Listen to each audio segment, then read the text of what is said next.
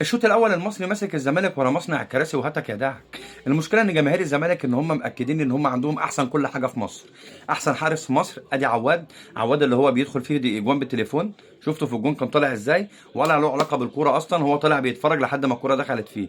عنده احسن سته في مصر الكابتن دونجا. الكابتن دونجا اللي مش متشاف النهارده. عنده ناصر ماهر احسن لاعب في القاره الافريقيه اللي هو برده مش باين النهارده. عبد الله السعيد اللي بيدافع بس.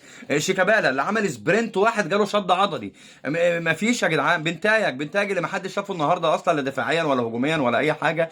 وبيقول لك احسن لعيبه في مصر. ناصر منسي الاسطوره. ناصر منسي الاسطوره اللي مش عارف يستلم كوره. فازاي بيبقى عندكم احسن لعيبه في مصر واحسن كل حاجه في كل حته في مصر و وده مستواكم قدام المصري. الشوط الاول يا جدعان الزمالك ما جاش يا جدعان. ولو كان المصري موفق كان الشوط الاول طلع 3-0.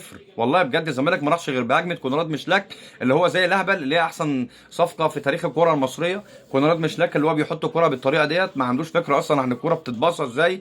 مش اللي هو يروح يهاجم على الجون ويجيب جون اصلا. ويقول لك احنا عندنا احسن لعيبه في مصر. قلت لك ما تحفلش علينا لما نتعادل ماتش او لما نخسر ماتش، عشان انت الماتش اللي بعده بتضحكنا عليك. فانت لما تديني فرصه عشان اضحك عليك فانا لازم اضحك. ما تجيش تقول لي بقى انت بتضحك وبتحفل ما انت متعادل. لا، ما انا متعادل انت سكت يعني. انت سكت. انت كنت فشخالي امبارح قد كده اهو. انا النهارده هسد لك الفشخه ديت. ولكن الشوط الثاني ممكن الزمالك يرجع بس بقى قابلني. سلام.